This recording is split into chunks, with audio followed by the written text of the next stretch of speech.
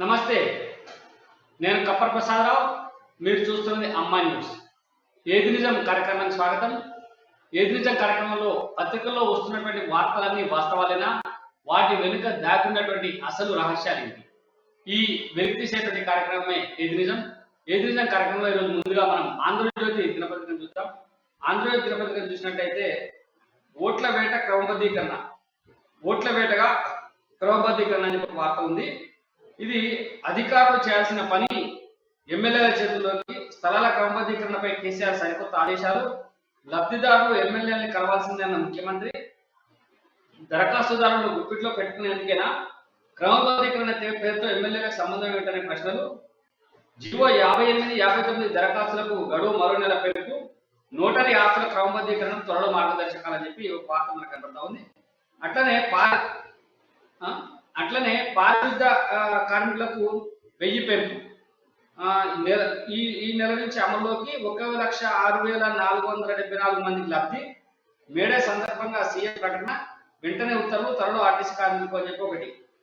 పొత్తులుండో ఒంటరిగానే పోటీ అని చెప్పి మహారాష్ట్ర బీఆర్ఎస్ కానీ అన్ని సెగ్మెంట్లలో కమిటీలు. కేసీఆర్ బీఆర్ఎస్ లో చేరిన ఆ రాష్ట్ర నేతలు చెప్పి ఇంకొక వార్త. పాలమూరు రంగారెడ్డికి సిడబ్ల్యూసీ అనుమతులు సాధించాలి. ఆగస్టు నాటికి రిజర్వాయర్లు నింపాలి. 1,500 కోట్లతో బట్టెం నుంచి హై లెవెల్ కెనాల్, 1,540 కోట్లతో అచ్చంపేట కెనాల్. సీఎం కేసీఆర్ నిన్న సమీక్ష నిర్వహించి చెప్పినటువంటి అంశాలు ఇవి. వీటితో పాటు ఈ మధ్యన ఏదైతే లిక్కర్ స్కామ్ లో 18 నిందితులుగా Magunta Raghava Reddy, Magunta agro forms, FICCI enterprises ను కూడా అనుబంధ ఛార్జ్షీట్ లో చేర్చిన ఈడీ. స్కామ్ లో ఆయన కీలక పాత్ర అని చెప్పి స్పష్టీకరణ. ఛార్జ్షీట్ లో ఎమ్మెల్సీ కవిత పేరు కూడా ప్రస్తావన అని చెప్పి ఇంకొక వార్త కూడా ఉంది. అక్కడి లాభాలతో ఇక్కడ భూములు కొన్నారని చెప్పి స్పష్టంగా, అంటే ఢిల్లీ మద్యం స్కామ్ లో వచ్చిన డబ్బుతో హైదరాబాద్ లో భూములు కొన్న కవిత. చౌకధరలకే కోట్ల విలువైన 3 భూ లావాదేవీలు. కొనుగోలులో భర్త అనిల్కు భాగస్వామ్యం. ఆయన భాగస్వామిగా ఉన్న ఎన్గ్రోత్ క్యాపిటల్ పేరిట కొనుగోళ్లు. గచ్చిబౌలిలో శ్రీహిల్స్ లో 4 ఎకరాలు కూడా పిల్లై భార్య పేరిట రిజిస్ట్రేషన్. మారిన కవిత ఆయకం బుచ్చిబాబు. వాంగ్మూలం పేరిట ఈడీ సంచలన విషయాలు. అనుబంధ ఛార్జ్షీట్ లో దర్యాప్తు సంస్థ వెల్లడి. హోటల్ రికార్డు, షాట్స్, ఈమెయిల్స్ జత. పిల్లైని 26 నిందితుడిగా చేస్తూ ఛార్జ్షీట్. ఆయన కవిత బినామీ అంటూ పునరుద్ఘాటన అనేటువంటి వార్త కూడా ఒకటి మనకు ప్రధానంగా అన్నారు. దాని తర్వాత స్థాయిలో చీకోటి అరెస్ట్. అంటే ఇది నిన్నటి నుంచి చాలా చర్చనీయాంశం అయితే ఉంది. చీకోటి ప్రవీణ్ థాయి హోటల్లో ఒక దగ్గర అరెస్ట్ అయ్యాడు. థాయిలాండ్ లో స్టార్ హోటల్లో జూదమాడుతుండగా మరో 80 మంది భారతీయులకు బెడీలు. వీళ్ళు తెలంగాణ వ్యాపారులు, నేతల అంచర్లు. పరారికి వీలు లేకుండా పక్కా వ్యూహంతో అరెస్టులు. 3 పోలీస్ స్టేషన్లకు నిందితుల తరలింపు. రూపాయలు 20 కోట్లకు సంబంధించిన బెట్టింగ్ చిప్స్ సీజ్. మొత్తం లావాదేవీలు 500 కోట్లు. థాయి పోలీసులకు భారత్ నుంచి ఒప్పందిందని చెప్పి ఇంకొక వార్త కూడా మనకు కనబడుతుంది. నిన్న పోలీసులు చాలా విచిత్రంగా ప్రవర్తించినటువంటి అంశం కూడా ఒకటి మనకి ఇలా ప్రధానమైనటువంటి అంశం. సచివాలయంలోకి ఒక ఎంపీని రేవంత్ రెడ్డి సచివాలయంలోకి పోతా అంటే పోలీసులు అడ్డుకోవడం, ఆయనని సచివాలయంలో ఆపడం, ఆయన్ని తిప్పడం, ఇవి అన్నిటికి సంబంధించినటువంటి వార్త కూడా. సచివాలయంలోకి రేవంత్ కు నో ఎంట్రీ అనేటువంటి వార్త కూడా మనకు ప్రధానంగా కనబడతా ఉంది. తర్వాత ఆంధ్ర అవుట్ అని చెప్పి, ఆంధ్రలో ఈ ప్రభుత్వం పోతుంది, బీఆర్ఎస్ వస్తుంది అని చెప్పి మంత్రి మల్లారెడ్డి చేసినటువంటి కొన్ని వ్యాఖ్యలు ఇక్కడ కనబడతా ఉన్నాయి. దీనిపైన ఆంధ్ర మంత్రులు చాలా ఘాటుగా స్పందించారు. దీనిపైన మనం చర్చిద్దాం. అట్నే టపటప అని చెప్పి సచివాలయంలో పలు చోట్ల లీకేజీలు ఉన్నాయి. మీడియా ఛాంబర్లో నిన్న మీడియాకు సంబంధించిన మీడియా సెంటర్ లో కూడా లీకేజీలు పెద్ద ఎత్తున కురుస్తా ఉన్నాయి. వర్షం పడితే నీళ్లు వస్తున్నాయి అనేటువంటి వార్త కూడా మనకు ప్రధానంగా కనబడతా ఉంది. దాని తర్వాత బీఎస్పీ ఎంపీ అన్సారీ లోక్సభ సభ్యత్వం రద్దు. మొన్న మనం చూసినాం, రాజీవ్ గాంధీ లోక్సభ సభ్యత్వం రద్దు అయినప్పుడు కాంగ్రెస్ పెద్ద హంగామా చేసింది. కావాల్సుకుని రాజీవ్ గాంధీని ఆయన మీద కక్ష సాధింపు కోసం లోక్సభ సభ్యత్వం రద్దు చేసింది. ఈ రోజు బీఎస్పీకి సంబంధించిన ఎంపీ అన్సారీ సభ్యత్వం కూడా రద్దయింది. అంటే సభ్యత్వం రద్దు కావడానికి గల కారణాలు ఏంటంటే 2 సంవత్సరాలకు పైబడి కోర్టులో శిక్ష పడితే ఆటోమేటిక్ గా ఆ సభ్యత్వం రద్దు అయిపోతే ఆయన పార్లమెంట్ సభ్యుడిగా అనర్హుడైతారు. ఇది చట్టం చెప్తున్నటువంటి అంశం, ఎవరి చేతుల్లోనే ఉండేది కాదు. ఆటోమేటిక్ గా స్పీకర్ దాని మీద నిర్ణయం తీసుకుంటారు. ఇది జరుగుతున్నటువంటి అంశం. అట్నే రోజు 1/2 లీటర్ పాలు, ఏడాదిలో 3 సిలిండర్లు ఫ్రీ అని చెప్పి కర్ణాటకలో ఇది కూడా ఒక ప్రధాన అంశం. ఎందుకంటే ఉచితాలకు వ్యతిరేకం అని చెప్తున్నటువంటి భారతీయ జనతా పార్టీ కర్ణాటకలో ఎన్నికల్లో 3 సిలిండర్లు ఫ్రీగా ఇస్తాము, అట్లనే ఇంటింటికి పాలు 1/2 లీటర్ పాలు ఉచితంగా ఇస్తామని చెప్పి ఒక వినూత్న వాగ్దానాన్ని చేసింది. అది కూడా నందిని పాలు ఇస్తామని చెప్పి. ఎందుకంటే కర్ణాటకలో ఇచ్చిన నందినికి సంబంధించిన ఇష్యూ పెద్ద ఎత్తున వెలుగులోకి వచ్చింది. నందిని పాలను ఆపేస్తున్నారు, అమౌంట్ పాలనే కర్ణాటకలో అమ్మాలని ప్రయత్నం చేస్తున్నారు అని చెప్పి ఒక కాంగ్రెస్ పార్టీ పెద్ద ఎత్తున విమర్శ చేసింది. దీనికి సంబంధించి నందిని పాలను ఉచితంగా ప్రతి ఇంటికి ఇస్తామని చెప్పి బీజేపీ ఒక కొత్త వాగ్దానం చేసింది. ఇది కూడా కర్ణాటకలో ఓటర్ల పైన ఏ రకమైనటువంటి ప్రభావం చూపుతుందని కూడా మనం ఆలోచన చేయాల్సినటువంటి అంశం. అట్లనే త్వరలో రాజగృహం సెక్షన్ ఎత్తివేత పునఃపరిశీలన చర్చలు చివరి దశలో అనేటువంటి వార్త కూడా కనబడతా ఉంది. జిఎస్టీలో వసూలు 1.87 లక్షల కోట్లు వసూలైన ఏప్రిల్లో జిఎస్టీ వసూల్లో సరికొత్త రికార్డు అమల్లోకి వచ్చాక ఇదే అత్యధికం అని చెప్పి కూడా ఒక వార్త మనకు ఆంధ్రజ్యోతిలో కనబడతా ఉంది. ఇకపోతే మనం ఈనాడు దినపత్రికను చూద్దాం. ఈనాడు దినపత్రికను చూసినట్టయితే ఈనాడు దినపత్రిక కార్మికులకు మేలు అని చెప్పి ఒక పెద్ద వార్త మనకు కనబడతా ఉంటుంది. కార్మికులకు సీఎం మేడే కానుక అని చెప్పి పారిశుద్ధ కార్మికులకు నెలకు 1000 రూపాయల పెంపు, త్వరలో ఆర్టీసీ కార్మికుల జీతాలు పెంచుతామని చెప్పి వెళ్ళిన అనేది ఒక వార్త మనకు కనబడుతుంది. అంటే టీఎస్పీఎస్సీ చైర్మన్ జనార్దన్ రెడ్డిని ప్రశ్నించిన ఈడీ అని చెప్పి ఒక వార్త. అంటే థాయిలాండ్ లో చీకోట్ అరెస్ట్ అనేటువంటిది కూడా మనకి కనబడుతుంది. విడాకుల కోసం 6 నెలలు ఆగక్కర్లేదు. సుప్రీంకోర్టు చెప్పింది ఏంటంటే గతంలో విడాకులు తీసుకోవాలంటే భార్యాభర్తలు 6 నెలలు వెయిట్ చేయాల్సిన అవసరం ఉండేది. ఇప్పుడు వెయిట్ చేయాల్సిన అవసరం లేదు అని చెప్పి అడగంగానే విడాకులు మంజూరు చేయడం అని చెప్పి సుప్రీంకోర్టు చెప్పినటువంటి వార్తలు ఒకటి మనకు కనబడతా ఉంది. 8న హైదరాబాద్ ప్రియాంక అని చెప్పి ఒక వార్త. సరూర్ నగర్ స్టేడియంలో నిరుద్యోగ నిరసన సభకు హాజరు అనేటువంటి వార్త ఒకటి. అట్లనే రేవంత్ రెడ్డిని నిన్న పోలీసులు అడ్డుకున్నటువంటి వార్త. రేవంత్ అడ్డుకున్న పోలీసులు సచివాలయం వెళ్ళనివ్వడం లేదంటూ నిరసన తెలిపిన పిసిసి అధ్యక్షుడు వార్త కూడా మనకు ప్రధానంగా కనబడతా ఉంది.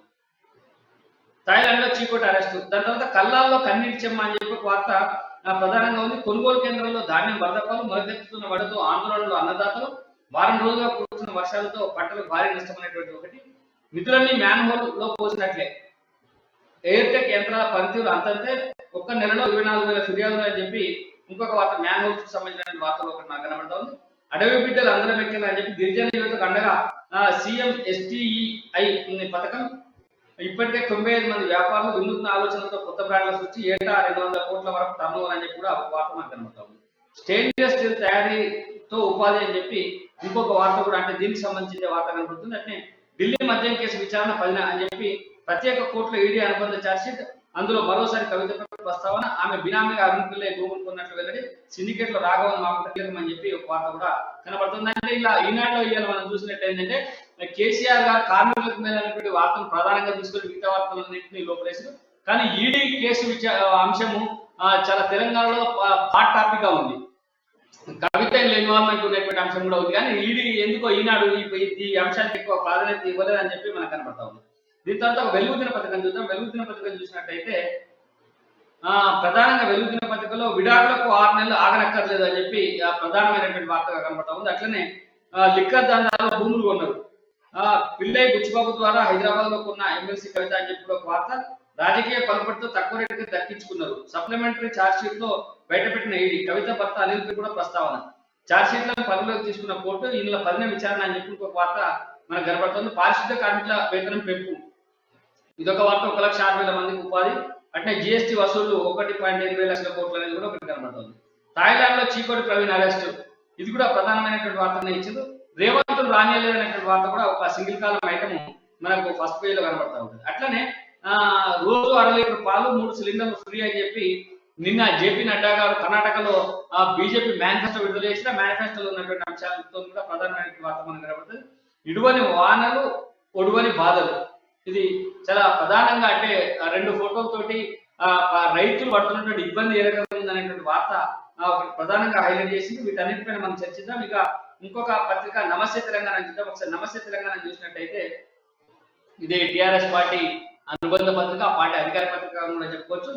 సఫాయి అన్నకు సలాం అని చెప్పి పెద్ద ఎత్తున ఒక ఫోటో వేసి పారిశుద్ధ కార్మిక వేతనం 1000 పెంపు అని చెప్పి, త్వరలో ఆర్టీసీ సిబ్బందికి కూడా సీఎం మేడే కానుక అని చెప్పి ఒక వార్త. 58 గడువు మరో నెల పొడిగింపు అనేటువంటి వార్త కూడా కనబడుతుంది.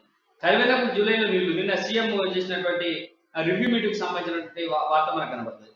హరిత స్ఫూర్తి అద్భుతం అని చెప్పి ఇంకొక వార్త. అంటే మొత్తంగా అన్ని ప్రభుత్వానికి అనుకూలమైనటువంటి వార్తలు. మహారాష్ట్ర రాత మారుదాం అని చెప్పి పాలకుల వైఫల్యాన్ని ప్రజలు ఎండగడమని, మహారాష్ట్ర పరిస్థితి చూస్తే బాధిస్తుంది, మహిళల భాగస్వామ్య అభివృద్ధి, అంబేద్కర్ సిద్ధాంతం మన కర్తవ్యం, గుణాత్మక మార్పు కోసమే బీఆర్ఎస్. మహారాష్ట్రలో బీజేపీ బీఆర్ఎస్ గాలి వీస్తున్నది, అక్కడ ఏ పార్టీతోనూ పొత్తుండదు. జూన్ 5 వరకు విస్తృత కార్యాచరణ, ప్రతి గులాబీ సైనికుడు ఇంటింటికి వెళ్లి ప్రజలను చైతన్యం చేయాలి.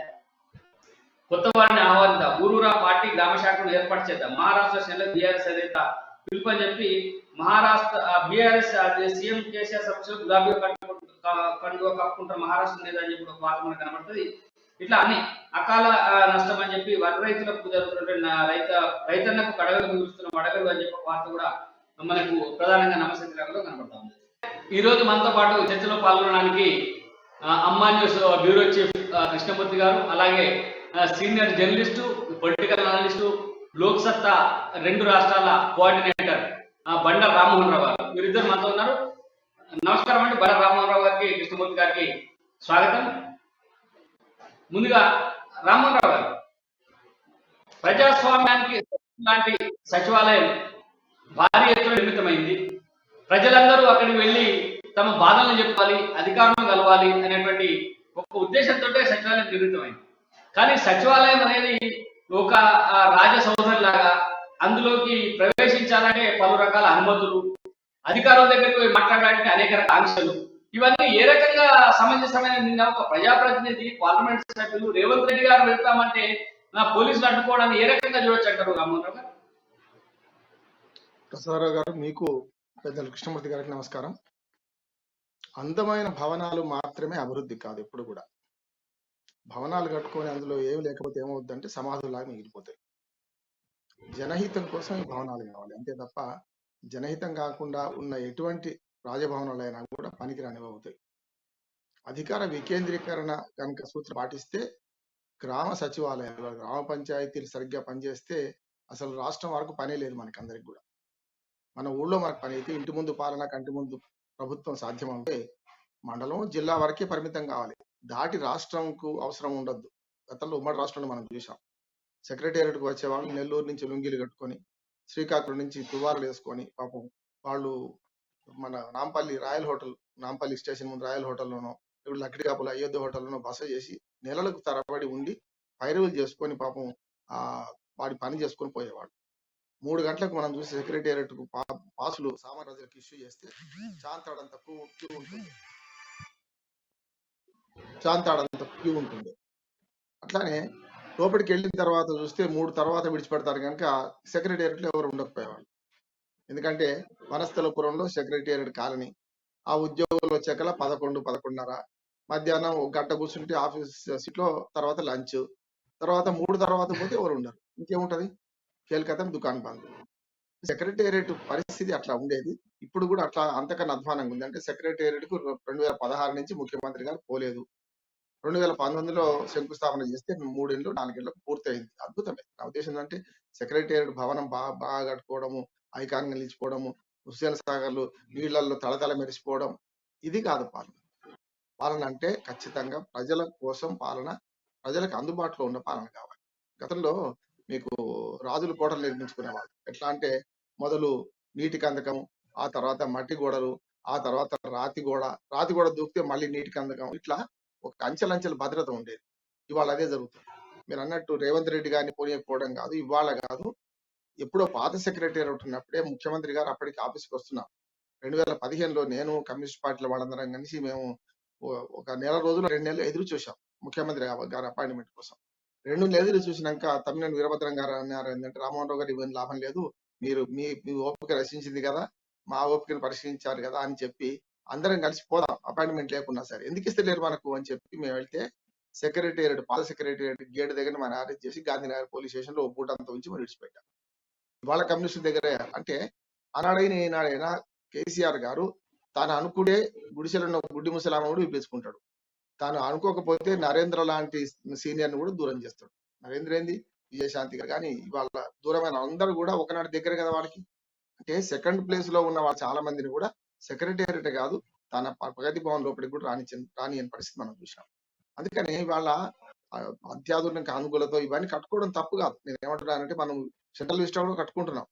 నరేంద్ర మోడీ గారి నాయకత్వంలో ఇవాళ కొత్త పార్లమెంట్ భవనాన్ని కట్టుకుంటున్నాం. ఇప్పుడు కూడా తాత సంపాదించిన తాత గట్టి ఇంట్లో మనవలు ఉన్నారని ఏం లేదు. ఇప్పుడు కాలం మారింది కనుక అత్యాధునిక సౌకర్యాలతో మంచి ఆఫీస్ కట్టుకోవడం మంచిదే. కానీ ఏం జరగాలి ఇక్కడ, జరగాల్సింది జరగకపోతే ఇవన్నీ వేస్ట్ అని నేను అంటున్నాను. అంటే తనకి ఇష్టం ఉన్న రానివ్వడం, ఇష్టం లేకపోతే పంపించడం అనేది సరైనది కాదు. సెక్రటేరియట్ కు ఒక ఎంపీగా ఆయన వస్తే ఖచ్చితంగా ఆహ్వానించాల్సిందే. గట్టిగా మాట్లాడితే ఆయన ఏ శాఖకు పోదలుచుకున్న ఆ శాఖకు పర్మిషన్ ఇవ్వాల్సిందే. అక్కడ వినతి పత్రం ఇద్దామని పోయింది కదా రేవంత్ రెడ్డి గారు. అందుకనే సెక్రటేరియట్ నిర్మాణం ఎంత అద్భుతంగా జరిగిందో మోహన్ రావు గారు, మీరు నేను అడిగేది ఏంటంటే అసలు సెక్రటరియట్ కు ఒక ప్రజాప్రతినిధి, సరే మీరు అన్నట్టు ఇందాక రిప్రజెంటేటివ్ 20 మంది పోయినరు, 50 మంది పోయినరు అంటే ఆపడము, పర్మిషన్ తీసుకోవడము, అడగడం, ఇది ఒక రకంగా కొంత సరిగా అవుతుంది. కానీ ఒక ప్రజాప్రతినిధి, అందులో ఎంపీ పోయి అప్లికేషన్ ఇవ్వడమో లేకపోతే అధికారుల దగ్గర కూడా అనుమతులు ఎందుకండి? అసలు నువ్వు ఎవరి దగ్గరికి పోతామని అడగడం ఏంది? ఎందుకు పోతామని అడగడం ఏంది? నువ్వు ఇప్పుడు సెక్రటరియట్ లో పోతే మీడియాకు అలో లేదు, మీడియాని తీసేసి మొత్తం గేట్ బయట వేసిండు, మీడియాకు అలో లేదు. గతంలో మీరు సీనియర్, మేము జర్నలిజంలో ఉన్నప్పుడు సెక్రటరియట్ నడిపొడ్డున మీడియా అందుబాటులో ఉన్నది. అంటే ఏ మంత్రి దగ్గరికి పోవడానికైనా అనుకూలంగా ఉండి ముఖ్యమంత్రి గారి ప్రధాన కార్యాలయానికి ముందే మీడియా ఏర్పాటు కూడా ఉండేది. కానీ ఈరోజు మీడియా తీసేసి పూర్తిగా గేట్ బయట వేసింది. ప్రజాప్రతినిధులు నింద మీరు అన్నారు, ప్రతిపక్ష ప్రజాప్రతినిధులు కాదు, నిన్న గువ్వల బాలరాజ్ అంట ఎమ్మెల్యే, ఆయన పోతే కూడా ఆయన అడుగుతున్నారు. ఆయన 3 సీట్లు 4 గేట్లు 3 గేట్లు తిప్పిన తర్వాత అయితే నేను పోవాలా ఏంది అని అప్పుడు అధికారుల మీద కొద్దిగా ఆగ్రహానికి వస్తే ఆయనకు సీఎం గారితో మీటింగ్ ఉంది నిన్న, నీటిపారుదలకు సంబంధించిన మహబూబ్ నగర్ రివ్యూ మీటింగ్ లో పాల్గొనడానికి ఆయన పోతే కూడా ఆయన కూడా అడుగుకొని ముక్కుతుకొని పెట్టినటువంటి పరిస్థితి కనబడతాం. ఏంటి అసలు ఇందాక మీరు చెప్పింది కదా, రాజసౌధంలో మట్టి కూడా, మళ్ళీ తర్వాత కాలువ, దాని తర్వాత రాతి కూడా, దాని తర్వాత ఇదేమన్నా ప్రజాస్వామ్యమా లేకపోతే రాచరికమా? దీన్ని నిలువరించడానికి ఏం ప్రయత్నాలు చేయడానికి నిలువరించేటువంటి పరిస్థితి ఏం లేదా రామ్మోహన్ గారు? సార్ గారు మీరు చెప్పినట్టు గతంలో మనకు ముఖ్యమంత్రులకు ఆఫీసులు వేరే ఉండకపోయాయి. రాజశేఖర రెడ్డి గారు మనకు ఏదైతే సీఎం క్యాంప్ ఆఫీస్ కట్టుకుందో అంతకు ముందు నేను నేదురు జనార్దన్ రెడ్డి గారు ముఖ్యమంత్రిగా ఉన్నప్పుడు కుందరబాగులో ఉండేవారు ఆయన. మేము వెళ్ళేవాళ్ళం, డైరెక్ట్ గా వెళ్ళేవాళ్ళం. ఇక్కడ ఆ సందు దగ్గర ఒక చిన్న చెక్ పోస్ట్ ఉండేది. డైరెక్ట్ మా ముఖ్యమంత్రిగా ఉన్నప్పుడే పర్మిషన్ ఉన్న వాళ్ళని పంపించేవాళ్ళు, లోపలికి వెళ్ళాం. అసలు ఆ కాలనీలో నివాసం ఉంటున్న వాళ్ళందరూ కూడా ఎక్కడ ఇబ్బంది పడలేదు. ఇవాళ అట్లా లేదు పరిస్థితి. అంటే రాజభోగాలు అనుభవిస్తూ, పెద్ద సెక్యూరిటీ అనుభవిస్తూ ఇవాళ రాజకీయ అంటే అందరికి మించిన వాళ్ళుగా ఉన్నారు. గతంలో నేను బిజు పట్నాయక్ ముఖ్యమంత్రిగా, ఒరిస్సా ముఖ్యమంత్రిగా ఉన్నప్పుడు ఆయన ఆదివారాలు ప్రభుత్వ వాహనం వాడకపోయేవారు. సింపుల్ గా సైకిల్ మీద వచ్చేవారు. మనందరం వెళ్ళాం, మీరు చూశారు కూడా. అంటే ఆ రకంగా చూసుకుంటే వాళ్ళ సామాన్య ఎమ్మెల్యే కాదు, మనకు మామూలు ఎంపీటీసీ జడ్పీటీసీలకు కూడా భద్రత అవసరమైన పరిస్థితి వచ్చింది. ఎందుకంటే ప్రజలకు దూరం అవుతున్న కొద్ది భద్రత పెంచడం అవసరం. రెండోది ఏమవుతుందంటే మీకు వాళ్ళ ప్రజాప్రతినిధులను ఇంక్లూడింగ్ మీరు అన్న టీఆర్ఎస్ ఎమ్మెల్యేలను లోపలికి పోయినాక బాలాజీ గారిని విప్పు కూడా, ప్రభుత్వ విప్పు కూడా ఆయన లోపలికి పోనియకపోతే ఇక అంత భద్రత ఏంటంటే ఖచ్చితంగా ఇదంతా పైనుంచి ఆదేశాల వల్ల జరుగుతుంది. 650 మంది పోలీసులు ప్రతిరోజు దాని చుట్టూ పహారాగా వస్తున్నారు. అంటే దొంగలు వస్తారా సెక్రటేరియట్? పనివాడేవాడ వస్తాడు కదా. అందుకని ఇప్పటికైనా సరే సెక్రటేరియట్కి ఎవరు పోవాలి ఎవరు పోవద్దు, మీరు అంటే మీడియాది కూడా గతంలో లోపలికి వెళ్ళిన తర్వాత గేట్ ముందు, ప్రధాన గేట్ ముందు లోపల ఉండేది మనకు మీడియా పాయింట్ అనేది. మనం అందరం కూడా లోపలికి వెళ్ళి కలిసి వచ్చిన తర్వాత మీడియా పాయింట్ లో మాట్లాడేవాళ్ళం, మనకు ప్రెస్ మీట్ పెట్టేవాళ్ళం, అప్పటికప్పుడు బయటస్ ఇచ్చేవాళ్ళం. ఇప్పుడు అంతా పోయింది. అంటే మీరు బయటే ఉండండి అని ప్రెస్ వాళ్ళని కూడా బయట నూకేసిండ్రు. అందుకని ఇక్కడ ఏమవుతుందంటే లోపల రహస్యం ఏమున్నది?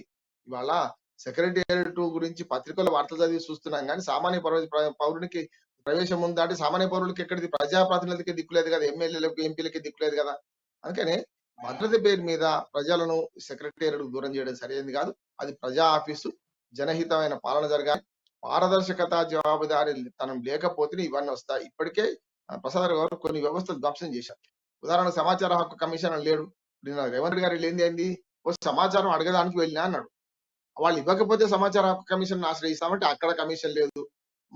మహిళా కమిషన్ ఉన్నా లేని లెక్కనే ఉన్నది. అంటే మీరు చూడండి, చాలా రాజ్యాంగ పరమైన సంస్థలన్నీ నిర్వీర్యం చేసి తమ తాబేదాలను పెట్టుకొని ఇవాళ పదవుల కోసం, అంటే అందులో పదవులు నింపే పరిస్థితి అది కూడా లేదు. ఇప్పుడు కొన్ని ఖాళీ ఉంది. సమాచార హక్కు మొత్తం అందరూ అయిపోయింది, పదవి వివరణ అయిపోయింది, కమిషన్ లేదు. అంటే ఇట్లా చూస్తే ఏంటంటే పరిపాలన అంతా కేంద్రీకృతమై మేమే నడిపిస్తాం. రాష్ట్ర స్థాయిలో కేసీఆర్ గారు ఇతర అన్న వాళ్ళ చుట్టుపక్కల ఉన్న కోర్టుకు నడిపిస్తుంది తప్ప ప్రజాస్వామ్యంలో ఎమ్మెల్యేలకు విలువ లేదు. ఎందుకంటే గతంలో సామెత ప్రసారం, చెప్పుకుంటే మానం పోతుంది, చెప్పుకోకుండా ప్రాణం పోతుంది. ఇలా టీఆర్ఎస్ పార్టీ ఎమ్మెల్యేలు మంత్రులు కూడా బాధపడుతున్నది అంటే చెప్పుకుంటే బయటపడితే కష్టం కదా అని ఇప్పటికే చాలా మంది మీద వేటు వేస్తా అని బెదిరిస్తున్నారు ఆయన. కనుక అనవసరంగా ఎందుకు గొడవ అనుకుని ఊరుకుంటున్నారు తప్ప బయట ఎమ్మెల్యేల కంటే ప్రతిపక్ష పనులన్నా కనీసం బయట అరవడానికన్నా వీలున్నది. వీళ్ళు అరవడానికి కూడా వీలు లేదు. కనుక వీళ్ళు మనకు పిసుకొని సస్తా అంటారు కదా, ఆ రకంగా ఉన్నది.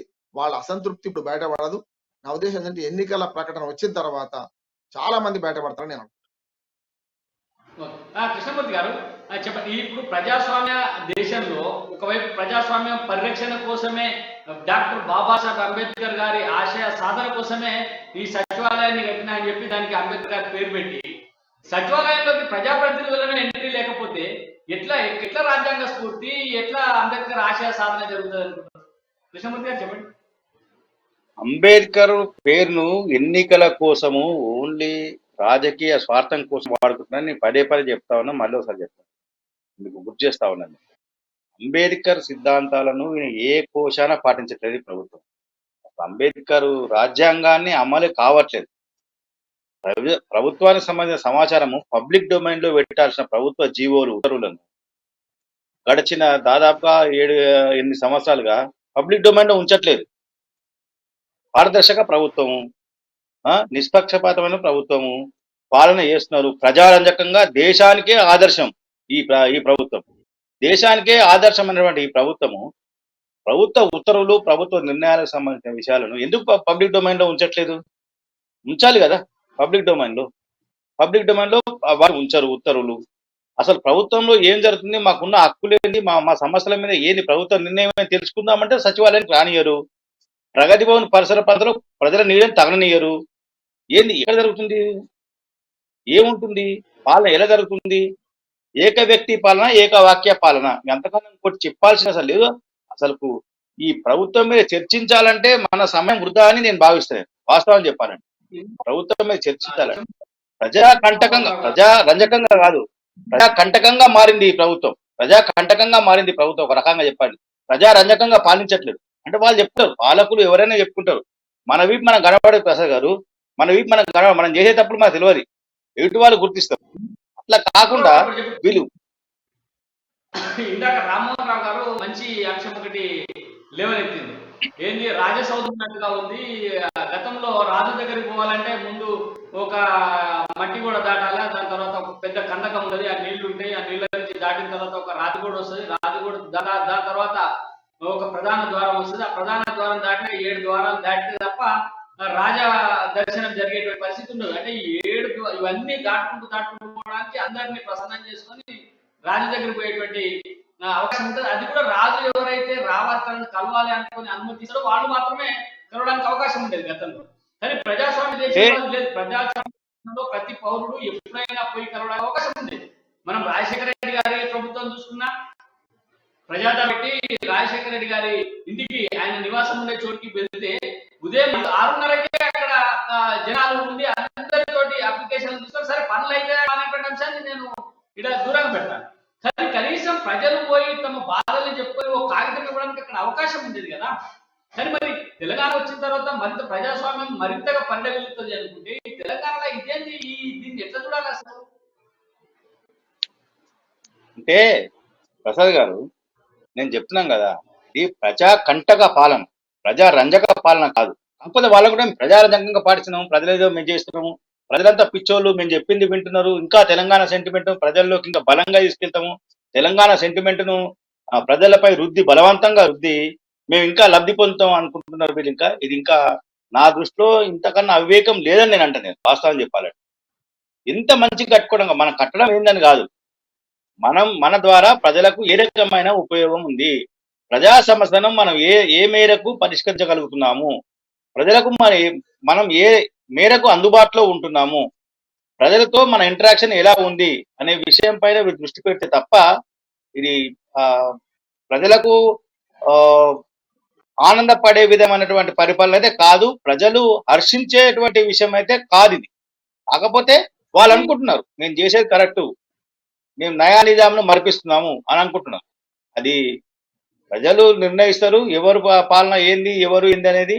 దాని మీద ప్రజానాయకుడు, ఒక పార్టీకి అధ్యక్షుడు, రాష్ట్ర అధ్యక్షుడు రేవంత్ రెడ్డి ఒక భారీ ఓఆర్ఆర్ సంబంధించిన విషయంలో ప్రభుత్వం నుంచి సమాచారం సేకరించడం కానీ, లేకపోతే తన వద్ద ఉన్నటువంటి ఆధారాలను, ఆ టెండర్ల గోల్మాల్ జరిగిందని ఆయన ఆరోపిస్తున్న నేపథ్యంలో తన వద్ద ఉన్న ఆధారాలను సమర్పించేందుకు ఆయన సచివాలయానికి వెళ్ళని ప్రయత్నం చేశారు. దానికి అనుమతి లేదు. ఓకే, అనుమతి లేకుండా వచ్చారు. ఆపి ఫోన్ చేసి అక్కడికక్కడే మాట్లాడి ఆ సంబంధిత అధికారితో మాట్లాడి తీసుకునేందుకు అవకాశం ఉంది కదా. అసలు రానియము కట్టడ మీద మాది ప్రైవేట్ ఆస్తి, ప్రైవేట్ ఎస్టేట్ ఇది, ప్రైవేట్ ఫామ్ హౌస్ ఇది అనే విధంగా మాట్లాడడం అనేది చాలా తప్పు, చాలా అప్రజాస్వామికమైనటువంటి విధానము, నిర్ణయం. పోలీసులు కూడా ఈ విషయంలో కొంత ఆలోచన చేయాల్సిన అవసరం ఉంది. పోలీసులు కూడా ఈ రకంగా వ్యవహరించమని. ఫస్ట్ అనుమతి లేకుండా అసలు సచివాలయానికి పోవడానికి అనుమతి ఎందుకు? సచివాలయం అనేది ప్రజలందరికీ సంబంధించినటువంటి ఒక కార్యాలయం కదా. ఇప్పుడు గవర్నర్ గారి దగ్గరికి ఉంది, గవర్నర్ కు ప్రజలతోటి సంబంధాలు, ప్రజలతోటి అవకాశం ఉన్నది కాబట్టి గవర్నర్ గారి దగ్గరికి వాళ్ళకి అనుమతి తీసుకుంటాం. రాష్ట్రపతి గారిని కలవాలంటే అనుమతి తీసుకుంటాం. ప్రజాప్రతినిధులు ఉండేటువంటి చోట ముఖ్యమంత్రి కార్యాలయంలో ప్రజలు వెళ్ళడానికి, సరే ముఖ్యమంత్రి గారిని కలవడానికి అనుమతి అవసరం అనుకుంటాం, లేదు సిఎస్ గారిని కలవడానికి అనుమతి. అసలు సచివాలయంలో పోవడానికి అనుమతి ఎందుకు? నువ్వు సచివాలయంలోకి పోయినాక ఏ అధికారిని కలుస్తావు, అధికారితో అనుమతి తీసుకుంటేనే లోపలికి రమ్మంటే వెళ్తారు కదా, లేకపోతే వెళ్ళారు. సచివాలయంలో గేట్లకి ఎంట్రీకి అనుమతి ఏంది? ఇదే యథారాజా తదా ప్రజ అన్నట్టుగా ఉన్నది. రాష్ట్రంలో కార్పొరేటర్ దగ్గర నుంచి, కౌన్సిలర్ దగ్గర నుంచి ముఖ్యమంత్రి దాకా ఇదే విధానం. ప్రజలు కలవడానికి అనుమతి కావాలి. నువ్వు అడిగి వచ్చినవా, నువ్వు చెప్పొచ్చినవా, అరే ఇదే నువ్వు 24 గంటలు ప్రజలకు అందుబాటులో ఉంటామనే కదా నువ్వు ప్రజాప్రతినిధిగా ఎన్నికైంది. ప్రజలతోటి ఓట్లు తీసుకొని ప్రజలతోటి ప్రజల దగ్గరకు వచ్చి అనేక వాగ్దానాలు చేసింది. రామారావు గారు ఎట్లా చూడాలి? నిజంగా అనుమతి అవసరమా? ఒక ఎమ్మెల్యేని కలవడానికి, లేకపోతే ఒక ముఖ్యమంత్రిని కలవడానికి, లేకపోతే ఒక మంత్రిని కలవడానికి, కార్పొరేటర్ని కలవడానికి ముందుగా పర్మిషన్ తీసుకొని వాళ్ళు రమ్మంటేనే పోవాల్సిన అవసరం ఉందా? అంటే ఒక పద్ధతి ఉండాల్సిన అవసరమే, కానీ పద్ధతి ఇంత కఠినంగా ఉండొద్దని నా ఉద్దేశం. ఏంటంటే రేవంత్ రెడ్డి గారు ఇంకొక ప్రయోగం చేయాల్సి ఉండే. నాకు ఇప్పుడు తోస్తుంది ఏంటంటే, మనం విజిటింగ్ అవర్స్ 3 to 5 అని ఇచ్చారు కదా, ఆ 3 to 5 పోతే ఏం చేసేవాళ్ళు మనం ఆలోచించాల్సి ఉండే. అందుకని సమస్య లేదు. ఎంపీ పోతున్నాడండి, ఏ పర్మిషన్ అవసరం లేదు. లోపలికి వెళ్ళిన తర్వాత ఎవరిని కలుస్తారో వారికి స్లిప్ రాసేయాలి, పోతే ఎవరిని కలవాలన్నా వారిని కలిసి రావచ్చు. ఎందుకంటే సెక్రటరియట్ పాలనలో ఎవరైనా సరే, ప్రధానమంత్రి ఆఫీస్ కావచ్చు, రేపు లోక్సభ ఆఫీస్ కావచ్చు, రాజ్యసభ ఆఫీస్ కావచ్చు, కనుక లోపల పర్మిషన్ తీసుకోవడం తప్పు కాదు. కానీ ఇంత కఠినంగా పోలీసులు ఏం చేస్తారు? వాళ్ళు ప్రభుత్వం చెప్పినట్టు వింటారు. వాళ్ళ పని ఏం లేదు. అక్కడి నుంచి పోవద్దు అంటే పోనియ్యరు. తర్వాత పై అధికారికి ఫోన్ చేస్తారు, వాళ్ళు పొమ్మంటే పని ఇస్తారు, లేకపోతే లేదు. ఇది సమస్య ఇది కాదు. రేవంత్ రెడ్డి గారు నిన్న ఒక మంచి సమస్యలు లేవనెత్తడానికి వెళ్ళారు. ఏంటంటే, నేను ఒక కథ రాశాను, బంగారు బాతుగుడ్డు అని, బంగారు బాతు అని. ఇవాళ ఓఆర్ఆర్ ఒకేసారి టెండర్లు పిలిచి 7,350 కోట్లకు 30 సంవత్సరాలకు అమ్మేస్తున్నాడు దాన్ని. ఆ విషయం ప్రస్తావించడానికి ఆయన వెళ్ళారు, ఎంత కుంభకోణం జరిగిందని. ఇవాళ ప్రతి సంవత్సరము దాదాపు 40 నుంచి 45 కోట్ల రూపాయలు ప్రతి నెల, 450 కోట్ల రూపాయలు ప్రతి సంవత్సరం వసూలవుతున్నాయి. అటువంటిది రేపు ప్రతి సంవత్సరానికి 5%, 10% పెంచుకోవచ్చు, ఏది టోల్ ట్యాక్స్. అట్లా చూస్తే ఒక 30 ఏళ్ల తర్వాత ఎంత అవుతుంది అంటే 1000 కోట్లు దాటుతుంది ఖచ్చితంగా. అది 10% పెంచుకుంటూ పోతే సంవత్సరానికి. మరి అటువంటి దాన్ని ఒకేసారి ఏకబిగిన అమ్మిస్తున్నారంటే, వెనకట బంగారు బాతుగుడ్డు మనం చూసాం కదా, బంగారు గుడ్డు రోజు కొట్టు పెడుతుంటే అత్యాశపరుడైన యజమాని లోపల ఎన్ని గుడ్లు ఉన్నాయని బంగారు బాతు కడుపు కోసిండట. ఇప్పుడు అట్లా ఉన్నది. అంటే బంగారు బాతును కడుపు కోసినట్టే ఇవాళ ఓఆర్ఆర్ లో ఈ అంశం ఏదైతుందో ఒకేసారి అమ్ముకోవడం అంటే ఏమన్నట్టు అంటే భవిష్యత్ తరాలను తాకట్టు పెట్టడమే, భవిష్యత్ తరాల ప్రయోజనాలు దెబ్బతీయడమే. శాశ్వతం కాదు కదా. చాలా మంది ముఖ్యమంత్రులు గతంలో మేమే శాశ్వతం అని, మేము చేసుకుంటాం అనుకున్న వాళ్ళు ఇంటికి వెళ్ళిపోయిన సందర్భం మనం చూసాం. అందుకని ప్రజావేదిక ఎప్పుడైనా ప్రజలు కలుసుకునే క్రమంలో ఎన్టీ రామారావు ఒక ఆదర్శం మనకు. మీరు అన్నట్టు రాజశేఖర రెడ్డి గారు ఒక ఆదర్శం మనకు. ఎన్టీ రామారావు గారు బ్రాహ్మీ ముహూర్తంలో లేచి మన అధికారులతో సమీక్ష చేసి, సరిగ్గా అక్కడ కూడా అంతే 5-6 గంటల వరకు నాచారం, అప్పుడు రామకృష్ణ స్టూడియోస్ లో ఉండేవారు ఆయన. అక్కడికి వెళ్తే పొద్దున్నే మరి ప్రజాదర్శనం లభించేది, ప్రజలకు అవసరమైన చర్యలు తీసుకునేవారు. నా ఉద్దేశం అయినా కాలేదు తర్వాత సంగతి. పనులు అయినా కాకుండా మన ఇంటి వరకు వస్తే మనము భోజనం చేసినా బిడ్డ అని అడిగితే భోజనం పెట్టినంత బరాబరి చేసిన మనం అడగడమే అంతే. మా ముఖ్యమంత్రి గారి దగ్గరికి వెళ్ళాం, వినతి పత్రం ఇచ్చి వచ్చినాం, అయినా కాకుండా సరే మాకు రసీదు వచ్చింది పోయి చేస్తున్నామని. రాజశేఖర రెడ్డి గారు మరో సాంప్రదాయం పాటించేవారు. ఎవరైతే సామాన్య ప్రజలను కలవడానికి ఒక లైన్ ఉండేది, తర్వాత ప్రతినిధి బృందం, ఉదాహరణ కృష్ణమూర్తి గారు ఉన్నారు, ఓ ప్రతినిధి బృందంగా వెళ్ళారు. వెళితే నేను ఒక 4 సార్లు పోయినా.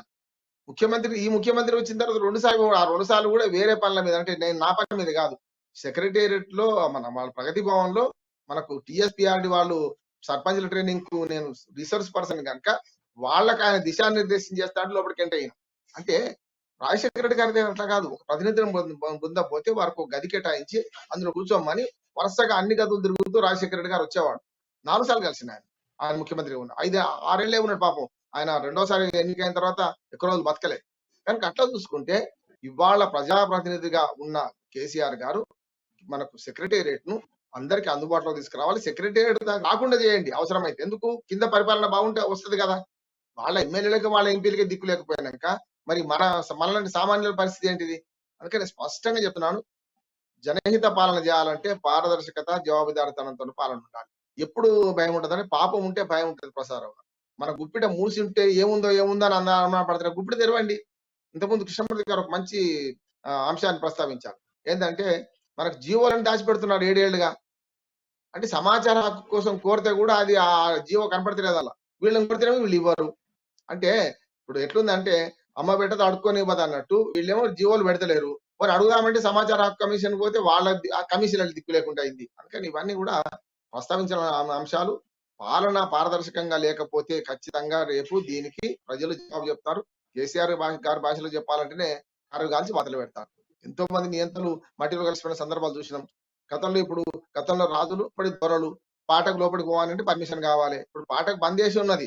నేనేమంటున్నా, పాటకు నుంచి బయటకు వెళ్తున్నారు వీళ్ళందరూ. రేపు ఎన్నికలు వస్తున్నాయి. ఇందాక మొన్న సమీక్ష చేశారు కేసీఆర్ గారు. మీరు ప్రజల్లోకి వెళ్ళండి, ప్రజలు లేకపోతే ఎవరెవరు ఉంటలేరో, ఎవరెవరు ఉంటున్నారో తెలుస్తుంది నాకు అని చెప్పి. నేను ఒక విషయాన్ని ప్రస్తావిస్తా ప్రసాద్. మనకు మనస్తత్వ శాస్త్రంలో మనకు పొజిషన్ అని ఒక మాట ఉంటుంది. అంటే మనలోని బలహీనతలు ఎదుటి వారి మీద రుద్దడం. కేసీఆర్ గారు కానీ, జగన్మోహన్ రెడ్డి గారు కానీ, అధికారంలో ఉన్న వాళ్ళు చాలా మంది ఏం చేస్తున్నారంటే, అరే మీ అందరి సంగతి తెలుసు, మీ జాతకాల మా దగ్గర తెలుసు, మిమ్మల్ని మీరు అవినీతి పరులుగా ముద్ర వేస్తాం అంటే, వీడు అవినీతి పరుడు కనుక ఎదుటి వారి మీద ముద్ర వేస్తాం. అప్పుడు ఏమవుతుంది అంటే ఆటోమేటిక్ గా వాళ్ళ గఫలత్ పొంది మేమే తప్పు చేస్తున్నామేమో అనే ఫీలింగ్ కలుగుతుంది. అంటే ఆ మనస్తత్వ శాస్త్రం ఏముందంటే, మనలోని బలహీనతలు, మనలోని ఆందోళనను ఎదుటి వారి మీద నెట్టి ఎదుటి వారికి దాన్ని ఆపాదించడం వల్ల తాము సత్యతులం అనుకుంటారు. ఇది ఒక కేసీఆర్, జగన్మోహన్ రెడ్డి, మోడీతోనే కాలే, ఎవరితో అందరితో ఈ గుణం ఉంటదొకటి. ఒక ఉదాహరణ చెప్తాను నేను. ఎన్టీ రామారావు గారు ముఖ్యమంత్రిగా ఉన్నప్పుడు మన రామచంద్రరావు గారిని కూకట్పల్లి ఎమ్మెల్యే ఉండేవారు, మంత్రి కూడా ఆయన. ఆయన ఒక్క వేడితో తీసేసిండు అవినీతి పరుడు అని చెప్పి, ఏదో చిన్న కేసులో. ఆనాటి నుంచి ఈనాడు దాకా మొన్న కేసీఆర్ గారు మన రాజయ్య గారిని బయటకు పంపించడం చూస్తే, ఈటల రాజేంద్ర గారిని బయటకు పంపించడం చూస్తే ఏంటంటే, వీళ్ళు చేసే పనులకు అడ్డం వచ్చిన వాళ్ళు పంపిస్తారు. వీళ్ళు చేసే పనులను బయటపడకుండా, అంటే చూసిన ఎంత మంచోడు ఆయన, రామచంద్రరావు గారిని సస్పెండ్ చేసి అవినీతిని సహించడు, క్షమించడు అన్నారు. సరే, ఎన్టీ రామారావు గారు వేరు. అది ఒక నిర్ణయాలు తీసుకోవడం తొందరపడ్డాడు ఏమన్న తర్వాత వచ్చిన ముఖ్యమంత్రులు అందరూ చూడండి, చాలా మంది ఏం చేస్తున్నారంటే, ఎవరైనా సరే ఎదుటి వారి మీద తమ బలహీన రుద్ది ప్రజల్లో మంచి పేరు తీసుకుందామని ప్రయత్నం చేస్తున్నారు. అవునా అవినీతి పరుడు, లేకపోతే రాజయ్య గారు ఇట్లా చేశారు అని చెప్పి వారిని నోరు మూయించడం, ఒక్కరి మీద వేటు వేసి. ఇప్పుడు నలుగురు తప్పు చేస్తున్నారు, పెద్దవాడిని కొట్టాడు ఎవడు, చిన్నవాడిని కొడతారు. మీరు చూడు, తల్లిదండ్రులు కూడా ఏం చేస్తారంటే, పెద్ద కొడుకుని కొట్టరు, చిన్నవాడిని కొడతారు. చిన్నవాడిని కొడితే పెద్దోడు బుద్ధికి వస్తారని చెప్పి. ఇక్కడ ఏమైతుందంటే, వీళ్ళందరూ కూడా ఈ తమ బలహీనతలను కప్పుకోవడానికి మనస్తత్వ శాస్త్రంలో పెద్ద సబ్జెక్ట్ ఇది. ఎదుటి వారి మీద తమ అవినీతి ఆరోపణలు ఏమో ఇసి వాళ్ళని బయటకు పంపిస్తారు. అప్పుడు ఏమైంది, ఆటోమేటిక్ గా అరే సార్ మంచోడా, చూసిన అవినీతి క్షమించాడు, సహించాడు కనుక బయటకు పంపించాడు, తనవాడైనా తప్పు తెలుసుకొని పంపించిండు అనుకుంటాం. కానీ అసలు తప్పు ఎవరి దగ్గర ఉందో, ముడ్డి కింద తప్పు. ఒకసారి కృష్ణమూర్తి గారు స్పందిస్తా ఉన్నారు, చెప్పండి. రామ్మోహన్ గారు చెప్పిన మీ అభిప్రాయం ఏంటి? సార్ రామ్మోహన్ రావు గారు, మీరు కొంచెం క్షమించాలి నన్ను, అంటే తప్పుంటే నేను సరిదిద్దుకుంటాను. ఎన్టీ రామారావు గారు, రామచంద్రరావు గారు చేసినటువంటి వేటు వేరు, నిన్న కేసీఆర్ గారు రాజయ్య మీద, ఈటల మీద చేసినటువంటి వేటు అదేమో వాస్తవానికి ఏసీబీకి అంటే నాకు తెలిసిన సమాచారం, అప్పుడు నేను అప్పుడప్పుడే జర్నలిజంలోకి వస్తున్నాను, వచ్చినా కూడా కొంత, అంటే నాకు అంత అవగాహన లేదు కానీ చెప్తున్నాను. ఆయననేమో ఏసీబీకి పట్టుబడ్డారు లంచం తీసుకుంటూ రామచంద్రరావు గారు. కానీ ఇక్కడ వీళ్ళు బట్టగాల్చి మీరేసారు, రాజయ్య మీద కానీ ఈటల రాజయ్య మీద బట్టగాల్చి మీరేసారు, ఏది మీరు దుర్పుకోండి అన్నారు. ఇంతవరకు అంటే ఈటల రాజేంద్ర మీద కానీ రాజయ్య మీద కానీ వీళ్ళు ఇంతవరకు ఒక విచారణ సంస్థను వేయలేదు, ఒక విచారణ జరపలేదు, అది ఏంటిది అనేది నిరూపించలేకపోయారు. ఓన్లీ ఆరోపణ చేసి వదిలేసారు. ఓకే, దానికి కరెక్టే. మరి మిగతా ఎంతో మంది ఎమ్మెల్యేల మీద ఆరోపణలు వస్తా ఉన్నాయి, ఆధారాలు దొరుకుతా ఉన్నాయి. ఒక ఆయన మహిళను రమ్మన్నారని చెప్పేసి మహిళల మీద అత్యాచారాలు కానీ, మహిళను వేధించడం అని, మహిళను లైంగికంగా వేధించడం కానీ, ఇంకొక ఆయన ఇంకో రకమైనటువంటి ల్యాండ్ గుంజుకొని చేసిందని చెప్పేసి ఎంతో మంది బాధ్యతలు రోడ్ల మీదకి వచ్చి ధర్నాలు చేసి ఆందోళన చేస్తా ఉన్నారు. మరి తీసుకోవట్లేదు. అంటే నేను అనేది ఏంటంటే, మీరు నన్ను పెద్ద మనసుతో క్షమించాలి ఈ విషయంలో. ఎన్టీ రామారావు, రామచంద్రరావు విషయము, కేసీఆర్ గారు ఈ విషయంలో మీరు దాన్ని కొంచెం జోడించకుండా ఉంటే బాగుంటుందని నేను అనుకుంటున్నాను. నా అభిప్రాయం అది. ఖచ్చితంగా నేను అదే చెప్పాను, ప్రత్యేకమైన కేసు అని చెప్పాను. అది ప్రత్యేకమైన కేసు. కానీ రాజకీయ నాయకుల్లో ఏముంటుందంటే, ఆ తర్వాత అవినీతి పరులు లేరు. ఆ తెలుగుదేశంలో చాలా మంది యువకులు వచ్చారు, కొత్త వాళ్ళు వచ్చారు. తర్వాత ఏమైంది, అవినీతి పంకిలంగా మారింది. అందుకని మీరన్న రాజయ్య గారు ఉప ముఖ్యమంత్రి తీసేసిన దానికి ఇప్పుడు అంతెందుకు, కేసీఆర్ గారు స్వయంగా అసెంబ్లీ సాక్షిగా నా బిడ్డ తప్పు చేసినా నేను క్షమించాను, నా కొడుకు తప్పు చేసినా క్షమించాను అన్నాడు కదా.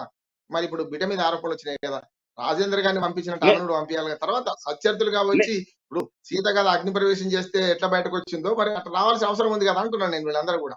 అందుకని ఖచ్చితంగా అదే తమ్ముడు తన వాడైన నా నా తప్పని తెలుసుకుంటే మంచిదే. మీరు అన్నదాన్ని నా నా పూర్తిగా అభిప్రాయం కూడా అదే.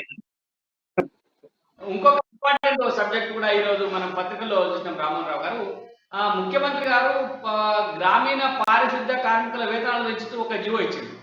అంటే 1000 రూపాయలు పెంచిండు. దాన్ని మనం కూడా స్వాగతించాలి. గ్రామీణ పారిశుద్ధ్య కార్మికులకు వేతనాలు చాలా తక్కువ ఉన్నాయి, వాళ్ళకి 1000 రూపాయలు పెంచడం కాదు, 5000 పెంచిన ఇబ్బంది లేదు. కానీ గ్రామీణ పారిశుద్ధ్య కార్మికులకు ప్రభుత్వం వేతనాలు ఇస్తుందా, గ్రామ పంచాయతీ వేతనాలు ఇస్తున్నాయా? ఈ వేతనాలు పెంచి చేతులు దులుపుకుంటే గ్రామ పంచాయతీల మీద పడుతున్నటువంటి బర్డెన్ ఏంటి? సర్పంచులు ఇప్పటికే గ్రామాలలో చాలా ఇబ్బందులు పడతా ఉన్నారు. అసలు నిధులు లేవు, నిధులు లేనిది ఉద్యోగస్తులకు వేతనాలు ఇచ్చేటువంటి పరిస్థితులు లేక చాలా మంది సర్పంచులే చెత్త ట్రాక్టర్లు డ్రైవ్ చేస్తున్నట్టు కూడా మనం చూసినాం కదా. ఎట్లా చూడాలి రామ్మోహన్ గారు? ఒక జీవో ఇచ్చి చేతులు దులుపుకోవడాన్ని ఎట్లా? ముఖ్యమంత్రి 1,00,000 మంది కార్మికులకు వేతనాలు పెంచారు, ఓకే, కానీ ఆ వేతనాలు ఇవ్వడానికి ప్రభుత్వ ఖజానా నుంచి ఏమైనా విడుదల చేస్తున్నారా? ఇట్లా ఇది రామారావు, మీరు గ్రామ పంచాయతీ చట్టం మీద మీకు పూర్తి అవగాహన ఉంది, దీన్ని కొద్దిగా విశదీకరించండి. ఖచ్చితంగా ప్రస్తావన. ఇది అత్త సొమ్ము అల్లుడు దానం చేసినట్టు. ఎందుకంటే నేను ఒక వార్డు మెంబర్ గా, సర్పంచ్ గా, మండల ఉపాధ్యక్షుడు పనిచేసిన వాడిని కనుక స్థానిక ప్రభుత్వాల మీద పెత్తనం చేసే క్రియ అంతకని ఏం లేదు. ఈ పూర్తిగా ఈ జీతపత్యాలని పంచాయతీ నిధుల నుంచి ఖర్చు పెడతారు, లేకుంటే పంచాయతీకి వచ్చిన ఆర్థిక సంఘం నుంచి వచ్చిన నిధుల నుంచి ఖర్చు పెడతారు. కానీ దానికి రూల్స్ ఉన్నాయి ప్రసాద్. ఎందుకంటే సిబ్బంది జీతపత్యాలు కంటే ఎప్పుడైనా కూడా చారణ కోడికి పాలన మసాలా ఉండొద్దు కదా. మొత్తం పంచాయతీ ఆదాయంలో ఏదైనా అన్ని రకాల ఆదాయాలు, సొంత వనరులు కావచ్చు, కేంద్ర రాష్ట్ర ప్రభుత్వాలు ఇచ్చే గ్రాంట్లు కావచ్చు, ఇతరత్ర నిధులు కావచ్చు, అన్ని కలిపి వాటిలో జనరల్ ఫండ్ నుంచి పంచాయతీ ఆదాయం నుంచి పంచాయతీకి వచ్చే ఆదాయం మొత్తంలో జనరల్ ఫండ్ నుంచి 30% నుంచి దాని జీతాలు ఇవ్వడానికి వీల్లేదు. దాన్ని ఉల్లంఘిస్తున్నారని నేను అంటున్నాను ఇవాళ. ఎందుకంటే మీరు ఎట్లా మీరు దాన్ని పెడతారు? 1000 రూపాయలు మీరు ఇస్తలేరు, రాష్ట్ర ప్రభుత్వం ఇస్తలేదు, పంచాయతీ మీద పడేది. ఇంతకుముందు మీరు ఒక మంచి విషయం జ్ఞాపకం చేశారు. ఇప్పటికే ట్రాక్టర్ల పేరు మీద పంచాయతీకి నిధులు అంటే 15th ఫైనాన్స్ కావచ్చు, లేకుంటే రాష్ట్ర ప్రభుత్వం 3 నెలలకోసారి విడుదల చేస్తుంది కదా, మనకు రాష్ట్ర ప్రణాళిక సంఘం మేరకు మేము కేంద్ర ప్రభుత్వం ఇచ్చే గ్రాంట్ సమానం ఇస్తామన్నారు. అవన్నీ కూడా ఏమైందంటే కాగితాల మీద ఉంటున్నాయి. ఎందుకంటే ట్రాక్టర్ లోన్కి చిన్న పంచాయతీకి కూడా 5-6 లక్షల రూపాయలు ట్రాక్టర్ లోన్ తీసుకుంటే ఇప్పుడు 5-6 లక్షల రూపాయల పేరు మీద ప్రతి నెల కిస్తులు కట్టాల్సి వస్తుంది కదా. ఇక మిగిలిందేమో వీళ్ళకు అంటే వీళ్ళ దగ్గర ఏముందంటే రాష్ట్ర ప్రభుత్వం ఏమైనా దయదలిచి ఆ ఎమ్మెల్యేనో ఎంపీఓ సహకరిస్తే అభివృద్ధి జరుగుతుంది, లేకపోతే వచ్చిన నీళ్ళు హల్లి ఖాళీ సున్నా. కనుక ఇక్కడ కేసీఆర్ గారు స్వంతంగా ఈ 1000 రూపాయలు అక్కడి నుంచి రాష్ట్ర ప్రభుత్వం నుంచి ఇచ్చింది కాదు, పంచాయతీలకు వచ్చే ఆదాయంలో నుంచే ఈ 1000 రూపాయలు ఇవ్వాలి. అది కూడా ఏమవుతుందంటే మీరు కొంచెం ఆలోచిస్తే కొన్ని చిన్న పంచాయతీలకి చాలా పెద్ద దెబ్బ అంటున్నాడు. ఎందుకంటే చిన్న పంచాయతీల ఆదాయం చాలా తక్కువ ఉంటుంది, పన్నుల ఆదాయం మహా అంటే వేలల్లో ఉంటుంది, లక్షల్లో కాదు. కానీ వీళ్ళందరూ ఏమైందంటే ట్రాక్టర్ లోన్ కట్టాలి, మళ్ళీ పంచాయతీ జీతభత్యాలు ఇవ్వాలి. మీరు అన్నట్టే కొందరు దళిత మహిళా సర్పంచులు అయితే చాలా మంది అసలు ఎందుకు వచ్చినప్పుడు ఈ సర్పంచ్ పదవికి ఎందుకు వచ్చినామని అనుకుంటున్నారు. మొదట్లో చాలా ఉత్సాహంతో ఖర్చు పెట్టి వచ్చిండ్రు, చాలా ఏదో ఉంటది అనుకొని చెప్పి. ఇవాళ పరిస్థితి ఏంటంటే నా ఘర్కా నా ఘాట్కా, కనీసం పని చేసుకుంటే కూలి అయినా వచ్చేది, సర్పంచ్ పదవి ఉన్నాడు కూలి కూడా లిస్టో లేడు అనే పరిస్థితి వచ్చింది. ఖచ్చితంగా ఇది పంచాయతీ నిధులను ప్రభుత్వం పందేరం చేయడము. నిజంగా ఇవ్వదలుచుకుంటే పారిశుద్ధ్య కార్మికుల కోసం మేము ఒక ఇంత గ్రాంట్ ఇస్తాం, మీరు పెట్టుకోండి అని చెప్పి రాష్ట్ర ప్రభుత్వం ధైర్యంగా ప్రకటించాలి. కనీసం 1000 రూపాయలు మేము ఇస్తామని చెప్పమనండి, మొత్తం కాదు పక్కన పెడదాం అంటే ఏమవుతుందంటే పంచాయతీల ఆదాయంలో వనరుల్లో ఇవాళ వేలు పడుతుంది. అందుకని నిన్నగాక మొన్న హైకోర్టు ఒక మంచి తీర్పు ఇచ్చింది. ఏమనంటే పంచాయతీ మీటింగ్ జరుగుతుంటే సర్పంచ్ను ఎవరైనా వ్యతిరేకిస్తే వారి పదవి పోయే పని ఉన్నది. ఇప్పటిదాకా చట్టాలు చాలా గమ్మతున్నది. అందుకని మనకు ఆంధ్రప్రదేశ్ లో చేశారు అది, దాన్ని బాగా పూర్తిగా దాన్ని వ్యతిరేకించారు. అందుకని ఇక్కడ కూడా ఏమవుతుందంటే పంచాయతీ అధికారాలను హరిస్తున్నాయి, అంటే ఎమ్మెల్యేల రాజ్యం నడుస్తున్నది. అంటే వాళ్ళు ఏమైనా నిధులు ఇస్తే మనకు విధులిస్తే తప్ప పంచాయతీలు అభివృద్ధి జరగడం లేదు. పూర్తిగా వచ్చే నిధులన్నీ కూడా ట్రాక్టర్ లోన్లకు ఇతరత్ర మీరు ఎప్పుడు నేను చెప్పిన పంచాయతీ సఫాయి కార్మికులకు పెంచాల్సింది ఖచ్చితంగా. ఎందుకంటే క్షేత్రస్థాయిలో వాళ్ళు పనిచేస్తున్నారు. కరోనా కష్టకాలంలో అయితే వైద్య సిబ్బంది, పారామెడికల్ సిబ్బంది ఎంత బాగా పనిచేశారో అంతకంటే అదేదో ప్రభుత్వం ఇస్తున్నట్టుగా, ప్రభుత్వం ఖజానా నుంచి పోతున్నట్టుగా ఈ ముఖ్యమంత్రి గారు సచివాలయంలో మొదటి సంతకం చేసి విడుదల ఏదో ఆశ్చర్యం. అసలు నీకు గ్రామ పంచాయతీలకు ఉన్న పరిస్థితి ఏంటి? గ్రామ పంచాయతీలలో వేతనాలు చెల్లించేటువంటి అవకాశాలు ఉన్నాయా? ఇక ఏమంటారు, సర్పంచ్ వేతనం పెంచగానే ఉండే 4-5 పారిశుద్ధ్య కార్మికులు సర్పంచ్ మీద పడతారు. అరే 1000 రూపాయలు పెంచింది కదా నువ్వు ఎందుకు ఇస్తలేవు అని చెప్పి ఎక్కడి నుంచి తెచ్చేయాలి? సర్పంచ్ అనేటువంటి ఎక్కడి నుంచి తెచ్చేయాలి?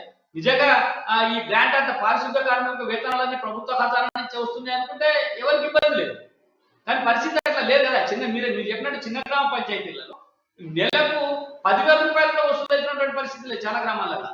కేంద్ర రాష్ట్ర ప్రభుత్వాల గ్రాంట్స్ వస్తే తప్ప కరెంటు బిల్లులు కట్టుకోవాలన్నటువంటి పరిస్థితి ఉన్న ఈ తరుణంలో ఏదో జియో పంచాయతీ కార్మికులందరికీ వేతనాలు వేస్తున్నా అని చెప్పి జియో జారీ చేసి చేతులు దులుపుకోవడం కేవలం ఇది ఎన్నికల స్టంట్ గానే కనబడతా ఉందా కృష్ణమూర్తి గారు? ఖచ్చితంగా. ముందుగా గ్రామ పంచాయతీలకు గడిచిన 9 సంవత్సరాలుగా కేసీఆర్ ప్రభుత్వం ఎన్ని నిధులు ఇచ్చింది, రాష్ట్ర ప్రభుత్వం ఎన్ని నిధులు ఇచ్చింది, ఎంత గ్రాంట్ గా ఇచ్చింది, గ్రామ పంచాయతీల పరిస్థితి ఏందనేది ఒక శ్వేతపత్రం ఇస్తే ప్రజలకు పూర్తి స్థాయిలో అర్థమవుతుంది. ఈ జీవో ఇవ్వడము, ఆ మంత్రి గారు దానికి మనసున్న మహారాజు అని ఒక ట్యాగ్ పెట్టి ఆయనను ఒక ఇది చేయడము, అంటే ఇవన్నీ ఏంటంటే ప్రజలను మసిపూసి మామిడికాయ చేసి మా పాలన ప్రజారంజకంగా ఉంది అని చెప్పడానికి మాత్రం తప్ప క్షేత్రస్థాయిలో వాస్తవాలకు చాలా విరుద్ధంగా జరుగుతున్నటువంటి వ్యవహారం అయితే ఉన్నది.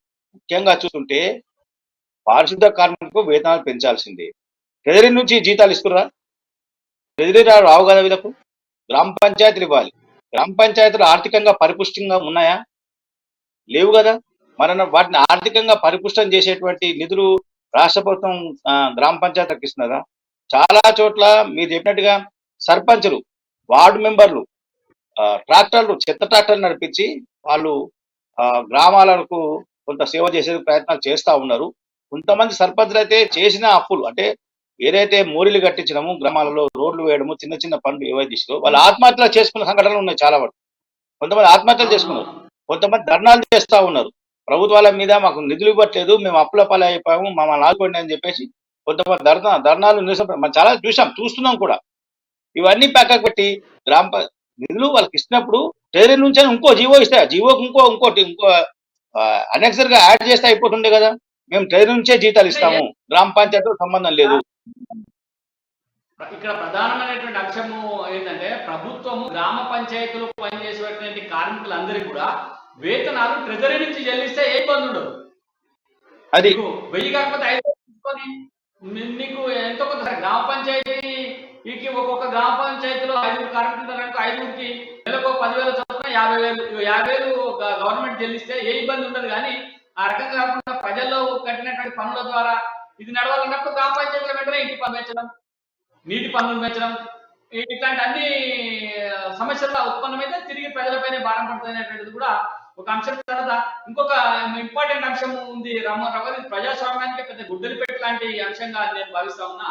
అది ఏంటంటే అన్ని అనుమతులు ఇచ్చేటువంటిది, లేకపోతే భూముల క్రమబద్ధీకరణకు సంబంధించిన అంశం, రెగ్యులరేషన్ సంబంధించిన అంశం, ఇవన్నీ కూడా ఎమ్మెల్యే ద్వారానే జరగాలి అని చెప్పి ప్రభుత్వం నిన్న ఒక అంశాన్ని వెలుగులోకి తెచ్చింది. ప్రతి వ్యక్తి తమ భూమి క్రమబద్ధీకరణ కావాలంటే పోయి ఎమ్మెల్యేకి కావాలి. ఏది అసలు ఎమ్మెల్యే అనేటువంటి వ్యక్తి ఎవరు? ఎమ్మెల్యేకు ప్రభుత్వానికి సంబంధం ఏంది? ఎమ్మెల్యే చెప్తే ప్రభుత్వంలో పనులు, ఎమ్మెల్యే ప్రజాప్రతినిధి మాత్రమే. ఎమ్మెల్యే ప్రభుత్వం దగ్గర పోయి పనులు చేయించాలి, కానీ నేరుగా ప్రభుత్వం దగ్గరికి పోవాల్సిన అవకాశం లేదు. ప్రతి వ్యక్తి ఎమ్మెల్యేని పోయి కలవాలి అనేటువంటి ఈ విధానాన్ని ఏ రకంగా చూడాలి?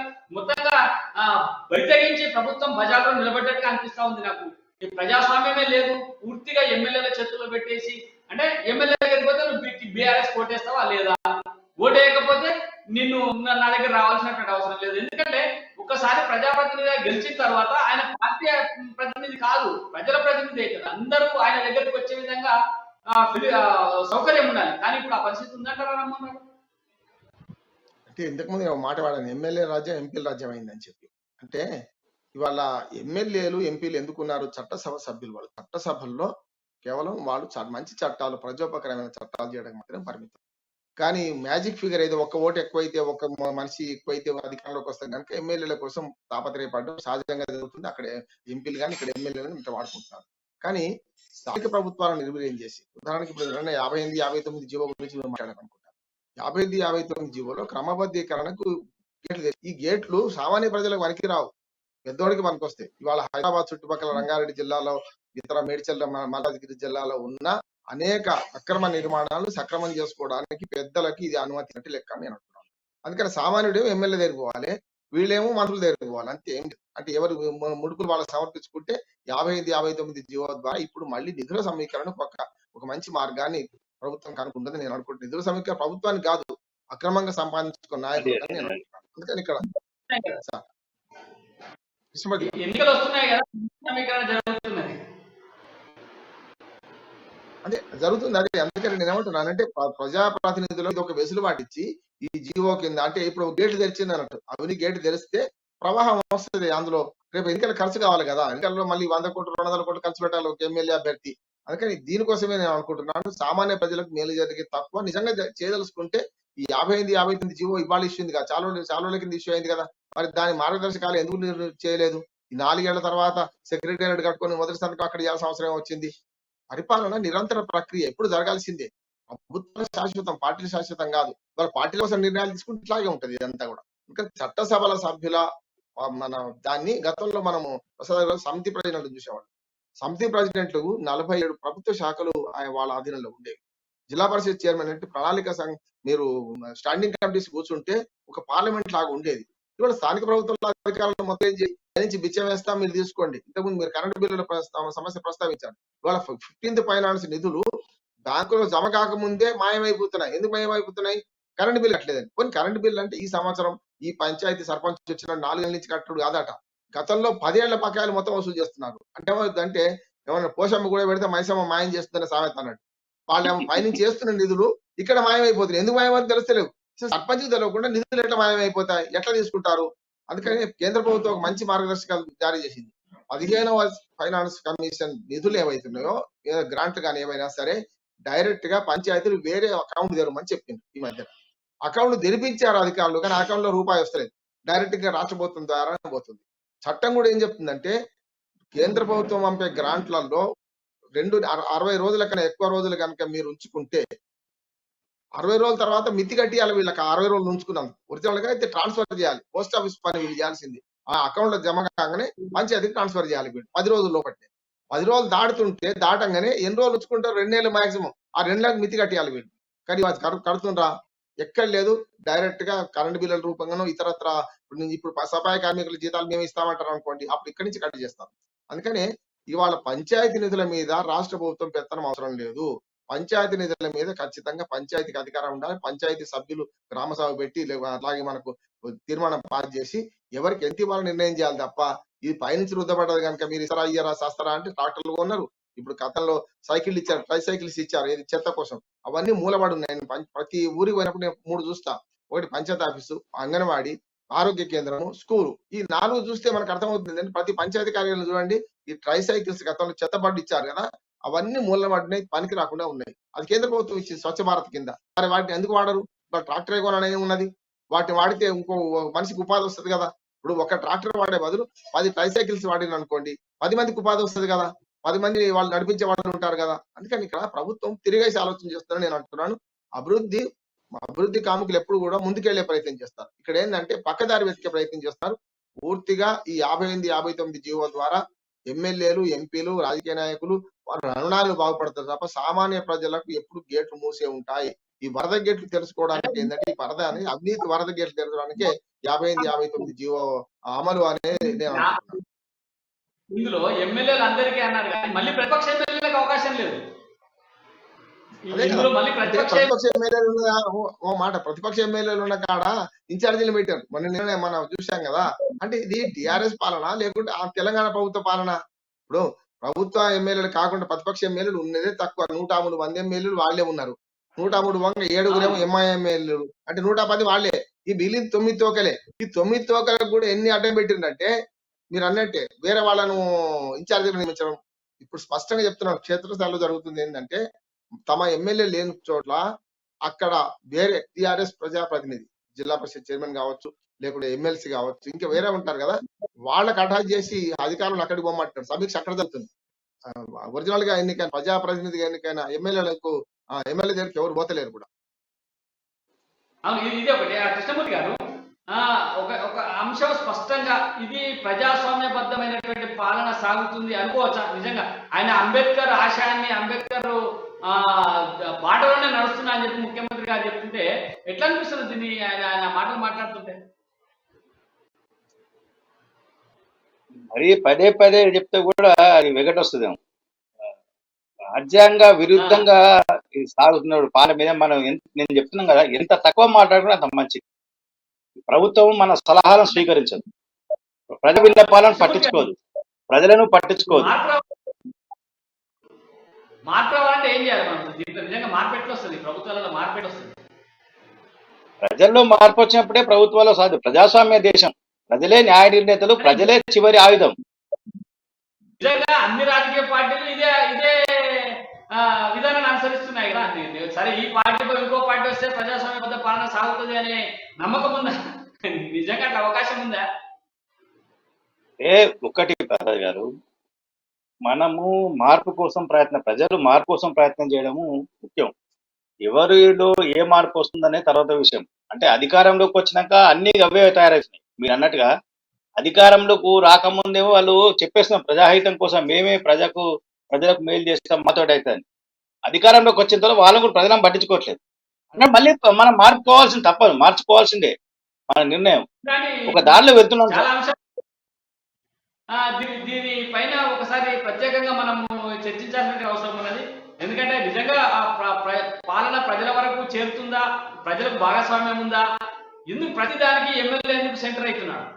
అంటే కేవలం ప్రజలు ఎమ్మెల్యే లేకపోతే ఎమ్మెల్యేకు ఓటర్లతో ఒక అనుబంధం పెరిగితే వాళ్ళ పార్టీ ఓటేసి తిరిగి తమ అధికారంలో కోసం అనేటువంటి ఏకైక లక్ష్యంతో పాలన సాగుతుంది. దీనిపైన మనం ఒక ప్రత్యేక చర్చ కూడా పెట్టుకోవాల్సిన అవసరం ఉందనిపిస్తుంది రామన్ గారు. ఎట్లా?